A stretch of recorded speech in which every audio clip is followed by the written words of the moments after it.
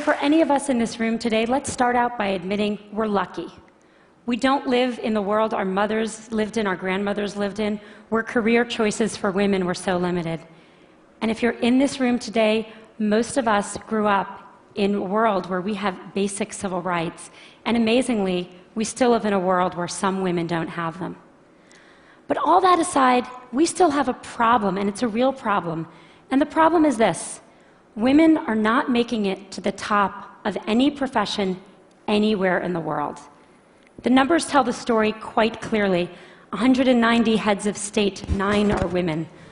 Of all the people in parliament in the world, 13% are women.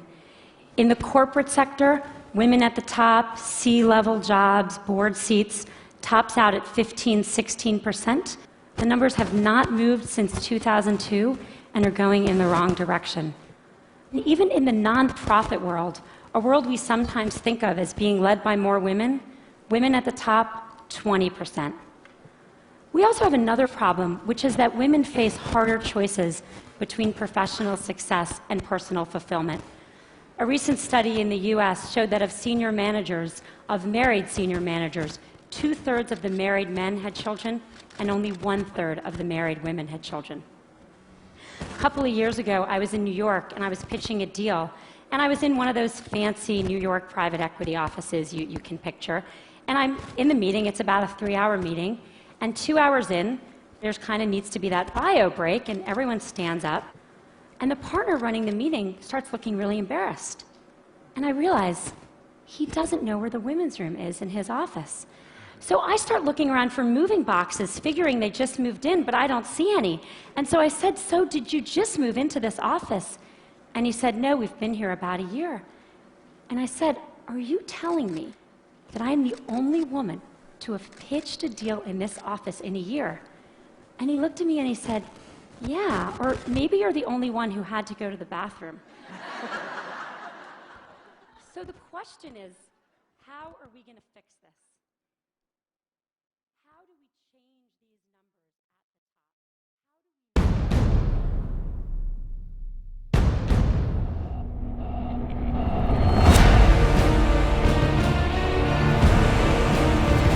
Inspector, in your testimony, you challenged claims that Interior leaders have politicized the FOIA process. So let me be very specific, and I'd like yes or no answers to these questions, please. Are you aware of any attempts to delay or deny a FOIA request to hide information about or protect former Secretary Zinke? No, I'm not. Are you aware of any attempts to delay or deny a FOIA request to hide information about or protect Secretary Burkhart? No, I'm not. Are you aware of attempts to delay or deny a FOIA request to hide information about or protect your boss, Solicitor Giorgiani? No, and may I extend my answer to say that we respond to FOIA requests consistent with the exemptions in the FOIA, and to the extent information has been withheld, to my knowledge, it has always been based on a sound legal framework. Okay. Well, that leads me to a question. Are you aware of any policy changes made to delay or deny FOIA requests to protect politically appointed staff? No, I am not aware of that. Okay. Well, this memo from February 28th clearly instructs an additional layer of review for any requested documents that mention politically appointed staff.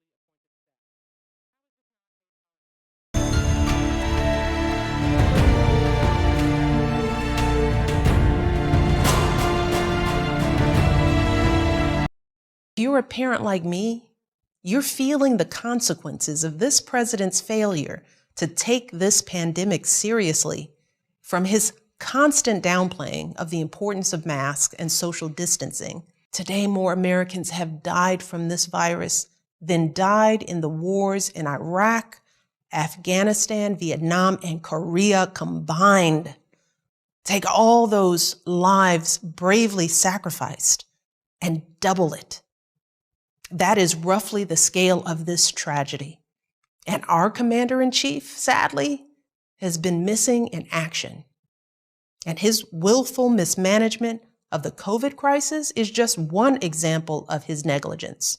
And it is frustrating to hear some folks say that you've been the beneficiary of privilege, that the color of your skin gives you a head start. That is the reality for far too many hard-working, decent Americans. But right now, the president and his allies are trying to tap into that frustration and distract from his breathtaking failures by giving folks someone to blame other than them. They're stoking fears about Black and brown Americans, lying about how minorities will destroy the suburbs, whipping up violence and intimidation, and they're pinning it all on what's been an overwhelmingly peaceful movement for racial solidarity. And the one thing this president is really, really good at is using fear and confusion and spreading lies to win. Look, I get it, but I also feel it. As a Black woman who has, like the overwhelming majority of people of color in this nation, done everything in my power to live a life of dignity and service and honesty, the knowledge that any of my fellow Americans is more afraid of me than the chaos we are living through right now,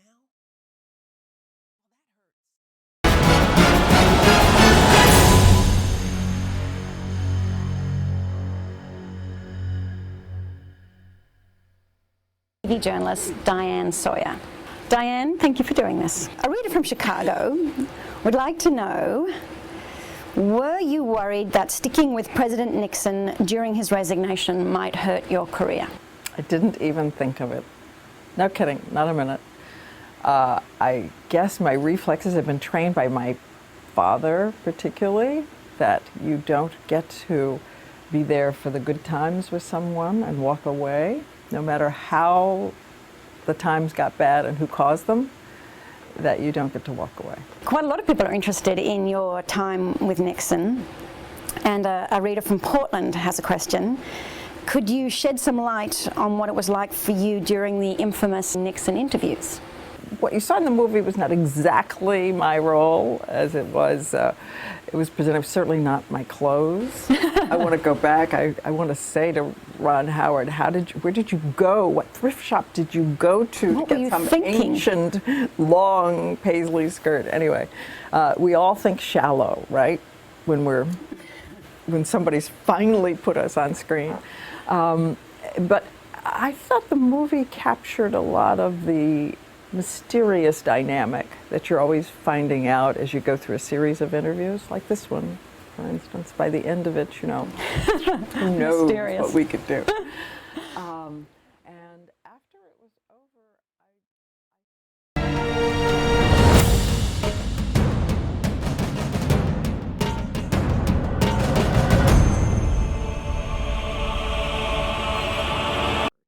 never coexist. And if you're going to grow as a person, as a leader, you got to get comfortable with being uncomfortable. You welcome challenge, you welcome risk, because you know you come out better at the other side. I was born and raised in Chicago, Illinois, and I think I was always the one that was sort of the mother hen of my brothers and sisters. Most of my memories are of taking care of them in one way or another. I really love school. I was always good in math. I love this idea that you should be able to derive where everything comes from. But I did a lot of activities. I played basketball, volleyball, and I was student council president.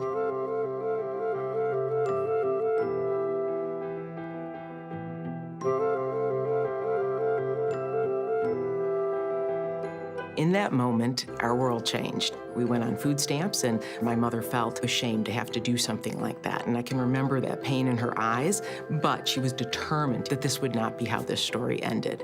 And so she went back to school, got a job, then got a better job, and I watched my brothers and sisters. It was one of the most defining elements of my life, and we all learned, you never let someone else define who you are. Only you define who you are.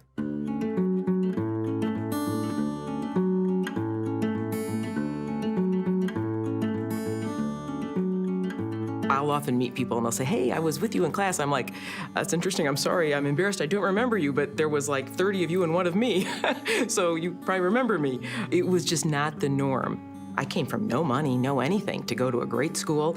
And it's really, though, why I do feel so strongly that in this country, where there is a will, there is a way to get something done.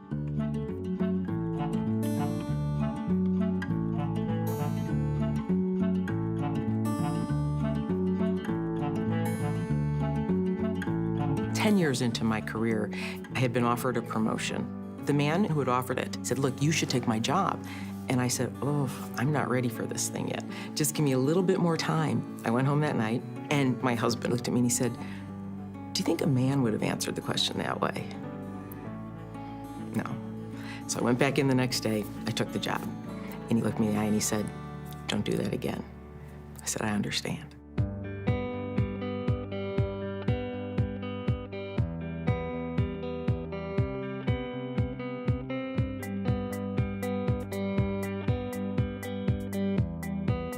To lead IBM, I mean, wow, it is with great gratitude and a great sense of responsibility.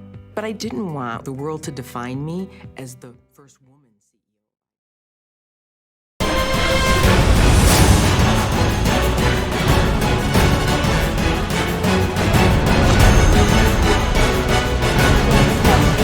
And let me just say this.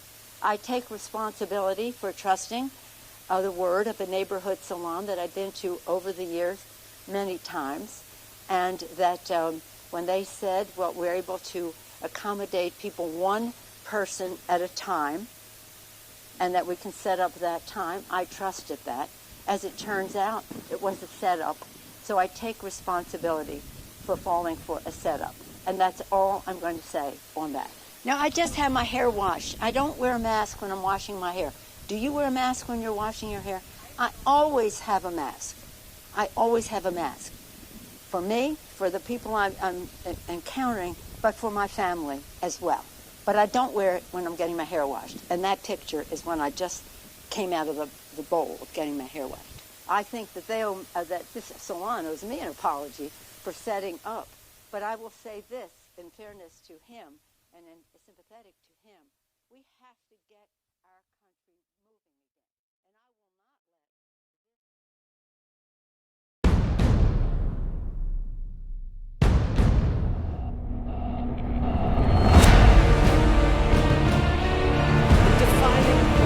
of the 21st century.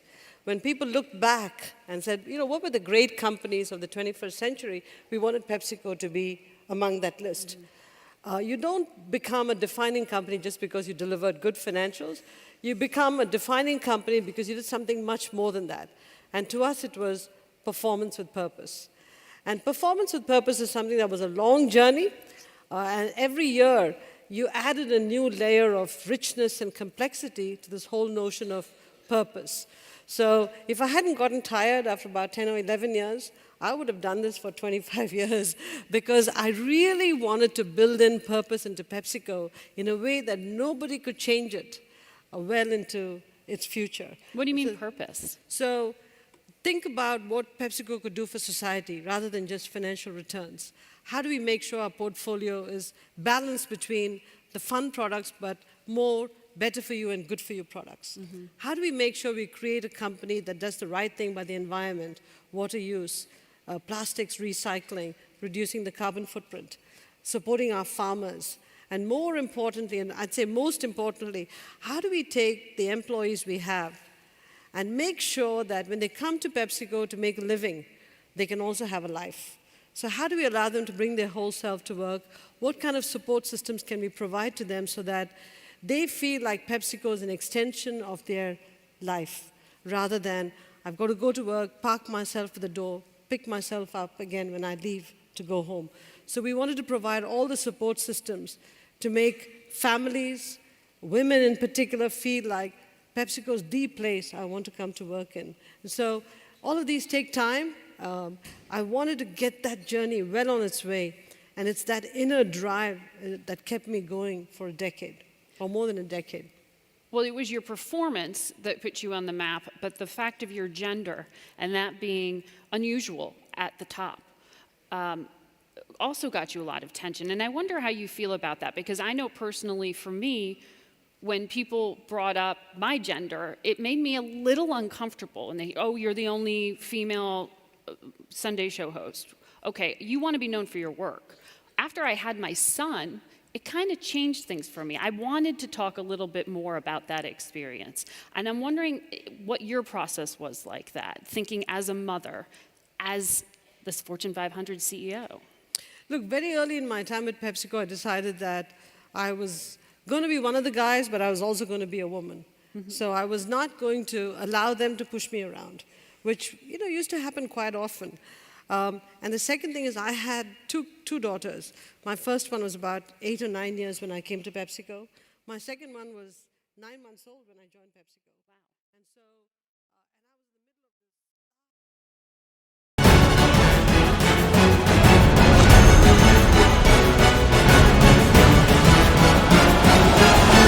middle of this. So during the question and answer period, the question came, why, young lady, what would you like to be when you grow up? And by the time they got to me, all the good answers were gone. So I had seen Barbara Walters on the Today Show that morning, so I answered, I would like to be a journalist. I would like to tell other people's stories in a way that makes a difference in their lives and the world. Well, I was on television by the time I was 19 years old. And in 1986, I launched my own television show with a relentless determination to succeed. At first, I was nervous about the competition, and then I became my own competition, raising the bar every year, pushing myself as hard as I knew. Sound familiar to anybody here? Eventually, we did make it to the top. And we stayed there for 25 years. The Oprah Winfrey Show was #1 in our time slot for 21 years. And I have to tell you, I became pretty comfortable with that level of success. But a few years ago, I decided, as you will at some point, that it was time to recalculate, find new territory, break new ground. So I ended the show and launched OWN, the Oprah Winfrey Network. The initials just worked out for me. So 1 year later, after launching OWN, nearly every media outlet had proclaimed that my new venture was a flop. Not just a flop, but a big, bold flop, they call it. I can still remember the day I opened up USA Today and read the headline, Oprah not quite standing on her own. When you're down there in the hole, it looks like failure. So this past year, I had to spoon feed those words to myself. And when you're down in the hole, when that moment comes, it's really okay to feel bad for a little while. Give yourself time to mourn what you think you may have lost. But then, here's the key. Learn from every mistake, because every experience, encounter, and particularly your mistakes are there to teach you and force you into being more of who you are. And then figure out what is the next right move. And the key to life is to develop an internal, moral, emotional GPS that can tell you which way to go. But the challenge of life, I have found, is to build a resume that doesn't simply tell a story about what you want to be, but it's a story about who you want to be. It's a resume that doesn't just tell a story about what you want to accomplish, but why. A story that's not just a collection of titles and positions, but a story that's really about your purpose. Because when you inevitably stumble and find yourself stuck in a hole, that is the story that will get you out. What is your true calling? What is your dharma? What is your purpose?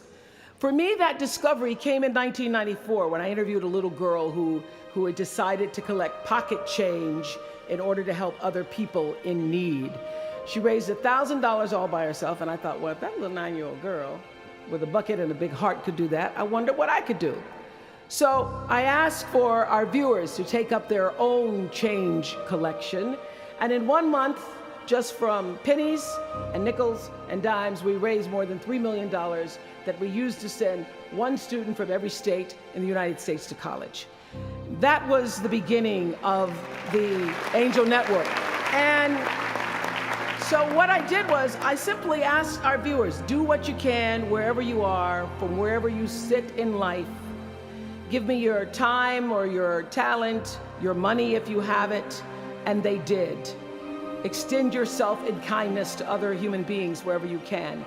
And together we built 55 schools in 12 different countries and restored nearly 300 homes that were devastated by Hurricanes Rita and Katrina.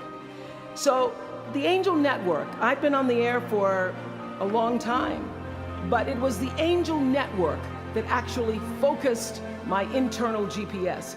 It helped me to decide that I wasn't just gonna be on TV every day, but that the goal of my shows, my interviews, my business, my philanthropy, all of it, whatever ventures I might pursue, would be to make clear that what unites us is ultimately far more redeeming and compelling than anything that separates me. Because what had become clear to me, and I want you to know, it isn't always clear in the beginning, because as I said, I've been on television since I was 19 years old. But around 94, I got really clear. So don't expect the clarity to come all at once, to know your purpose right away. But what became clear to me was that I was here on earth to use television and not be used by it, to use television to illuminate the transcendent power of our better angels. So this Angel Network, it didn't just change the lives of those who were helped, but the lives of those who also did the helping. It reminded us that no matter who we are, or what we look like, or what we may believe, it is both possible and, more importantly, it becomes powerful to come together in common purpose and common effort. I saw something on the Bill Maher show recently that so reminded me of this point. It was an interview with David and Francine Wheeler. They lost their 7-year-old son, Ben, in the Sandy Hook tragedy. And even though gun safety legislation to strengthen background checks had just been voted down in Congress at the time that they were doing this interview, they talked about how they refused to be discouraged. Francine said this, she said, "Our hearts are broken, but our spirits are not. I'm gonna tell them what it's like to find a conversation about change that is love, and I'm gonna do that without fighting them."